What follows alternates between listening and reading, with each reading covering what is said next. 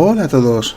Las estrellas de neutrones son uno de los objetos más extremos que podemos encontrar en el universo. Son el resultado de la muerte de estrellas más masivas que el Sol, pero no tan masivas como para convertirse en agujeros negros. Y dentro de los tipos de estrellas de neutrones que podemos encontrar, los más populares, sin duda, son los púlsares.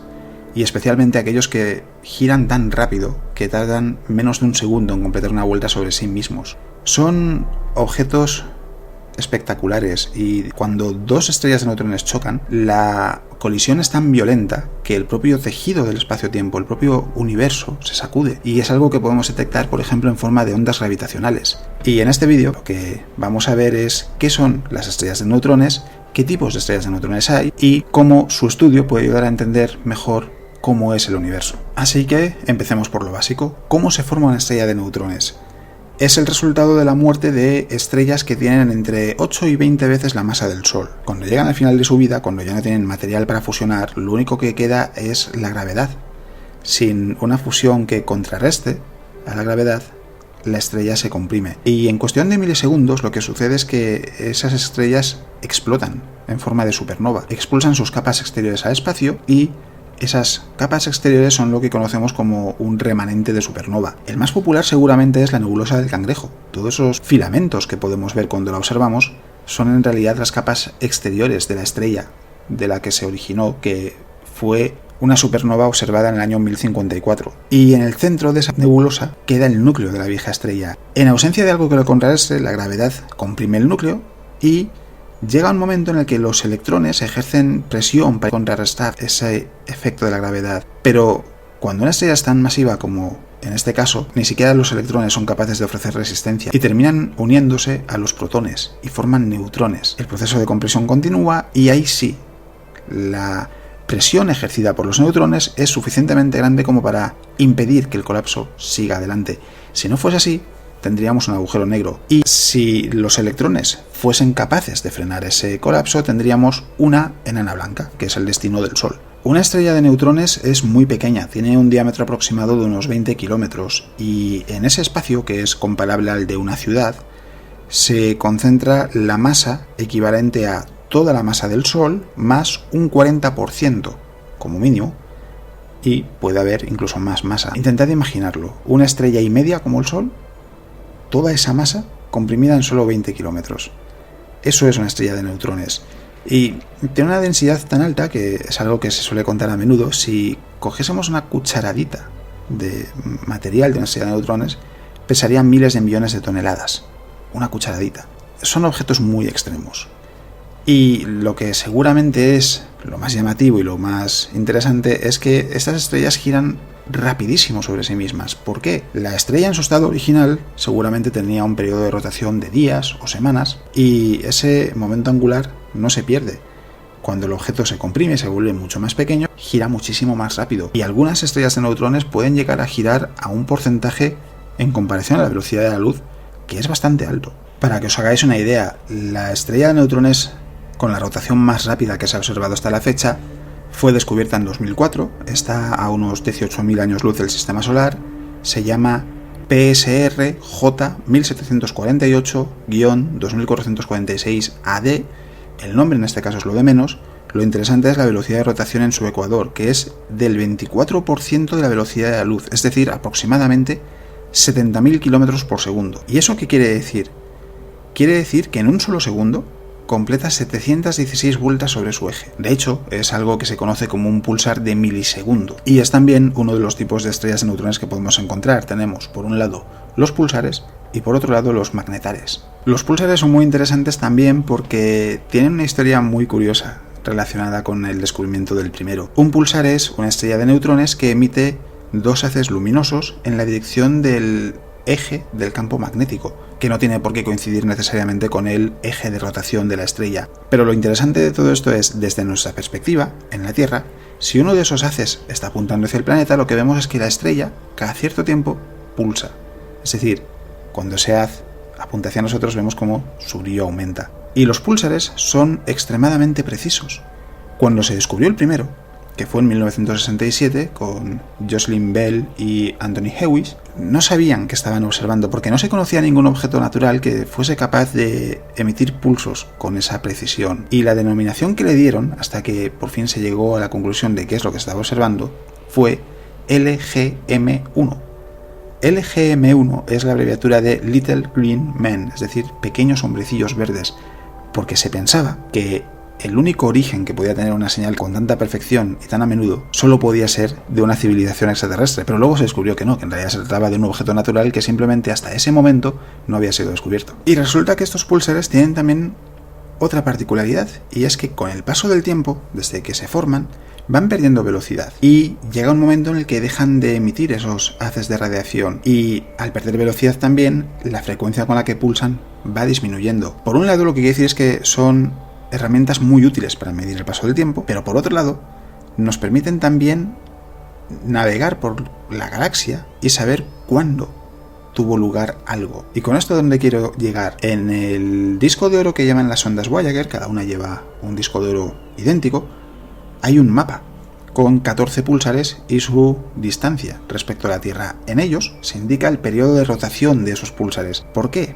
De esta manera, si una civilización encuentra ese disco de oro en el futuro, puede leer el mapa, ver cuál era el periodo de rotación de los púlsares, y una vez que haya llegado a la conclusión de cuáles son los púlsares que se están indicando ahí, puede analizar cuál es su periodo de rotación en ese momento, compararlo con el que se indica en el disco y determinar en qué momento se produjo el lanzamiento de las ondas Voyager, y así saber cuánto tiempo ha pasado desde que esa nave partió hasta que la interceptaron. Aproximadamente un pulsar dura entre 10 y 100 millones de años. Más allá de 100 millones de años, normalmente ya dejan de ser pulsares y se convierten en estrellas de neutrones normales, no emiten esos haces de radiación en la dirección del eje del campo magnético. Pero hay otro tipo de estrella de neutrones que es menos simpático que el pulsar, porque el pulsar tiene casi hasta aspectos positivos, que nos permite navegar por la galaxia, por ejemplo, y eso podría ser útil para una civilización que tenga la capacidad de viajar entre estrellas. El otro tipo son los magnetares, y se llaman así porque tienen un campo magnético que es monstruoso. Y no lo digo de forma retórica. En comparación al campo magnético de una estrella de neutrones normal, es miles de veces más intenso. Y en comparación al campo magnético de una estrella como el Sol, es billones, con B, de veces más intenso. Y eso quiere decir que nos encontramos ante un objeto que es más peligroso de lo que podría parecer. Para contar qué sucede en un magnetar es necesario contar brevemente cómo es una estrella de neutrones. En realidad, en su interior lo que hay es neutrones, como dice el nombre. Están en un estado degenerado, lo que quiere decir es que no son exactamente como los neutrones que podemos encontrar fuera del interior de una estrella de estas características. Lo que quiere decir en realidad es que está sometida a una presión mucho más alta de lo que es habitual que pueda soportar, tiene que ver con los efectos de mecánica cuántica. Lo interesante de todo esto es simplemente tener en cuenta que no es exactamente como los neutrones que encontramos en otros entornos, pero lo más llamativo de todo esto es que la superficie de la estrella de neutrones está repleta de una pequeña capa de materia que está en estado ordinario. Y es como una corteza. De cuando en cuando en un magnetar esa corteza se puede romper. Algo parecido a lo que pasa con las placas tectónicas de la Tierra. En la Tierra, ¿qué sucede cuando dos placas tectónicas chocan, por ejemplo? Tenemos un terremoto. En el caso de una estrella de neutrones, cuando se rompe la corteza, tenemos algo parecido. Se le llama sismo estelar, o en inglés Starquake. Y libera muchísima energía.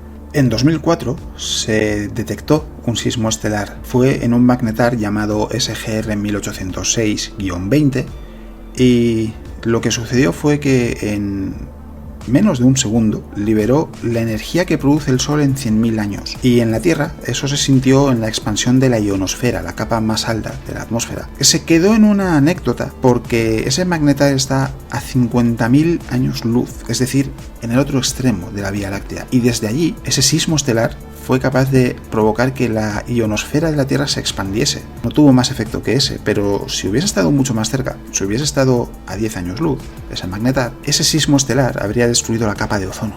Y eso sí que hubiera sido mucho más preocupante. Pero las buenas noticias son: los magnetares son muy poco frecuentes, se calcula que a lo mejor en toda la Vía Láctea podría haber una docena, y tienen vidas muy breves como magnetares, es decir, tardan apenas unos miles de años en perder ese campo magnético tan potente y luego ya se convierten en estrellas de neutrones normales y por tanto no son una preocupación. Y además, en el entorno cercano de la Tierra no hay ningún magnetar, no se conoce ninguno. Así que, en principio, no pasa nada. Pero pensar en la capacidad de destrucción que tiene un magnetar en su entorno, porque a nosotros nos afectó a 50.000 años luz, pero lógicamente a 10 años luz, a 20 años luz, a 30 de ese magnetar hay estrellas.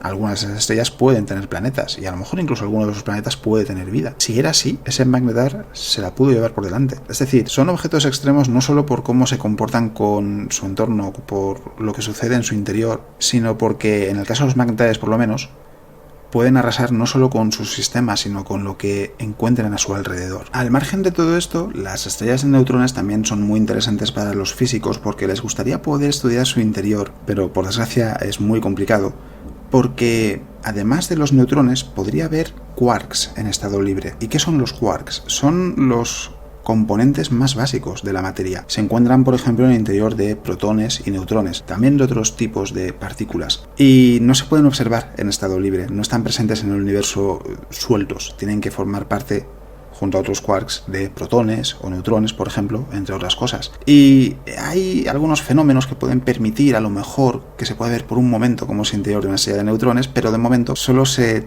teoriza y se supone que quizás los quarks se puedan encontrar en estado libre en el interior de una estrella de neutrones. Y por otro lado, tenemos también que además de las supernovas, las estrellas de neutrones nos dejan un fenómeno que es tremendamente violento en el universo, que es una kilonova, la colisión de dos estrellas de neutrones. Es tan fuerte que sacude el propio tejido del espacio-tiempo y eso hace que se emitan ondas gravitacionales que podemos detectar, igual que sucede con la colisión de dos agujeros negros. Y es algo que permite entender también cómo estos objetos son tan salvajes que afectan al propio universo cuando dos de ellos colisionan. Y además, en esa kilonova se producen algunos de los elementos más pesados del universo y entre ellos, a lo mejor tenéis en vuestra casa, plata o oro. Hasta ahora siempre se decía que se crean en las supernovas.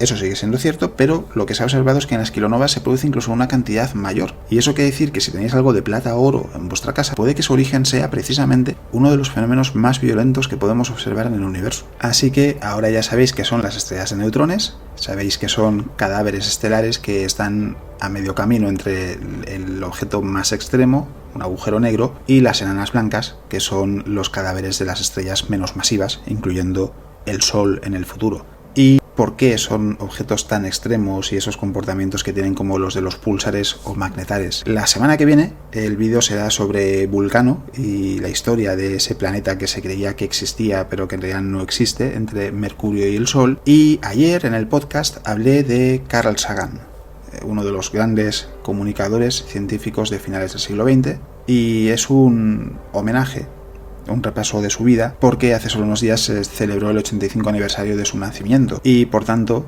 si no conocéis la figura de Carl Sagan o simplemente queréis recordar su trayectoria y qué es lo que consiguió con Cosmos y con todo el trabajo que hizo, cuál fue su trabajo en su vertiente científica, porque no solo era divulgador, era científico y muy prolífico, por cierto, os recomiendo que lo escuchéis porque os gustará. Y como siempre, muchas gracias por estar ahí, por vuestros comentarios, por participar en la comunidad y dejar vuestras sugerencias sobre temas que os gustaría ver comentados, también por contar vuestras experiencias respecto a la contaminación lumínica que os decía la semana pasada. Y eso es todo lo que os iba a contar en el vídeo de hoy.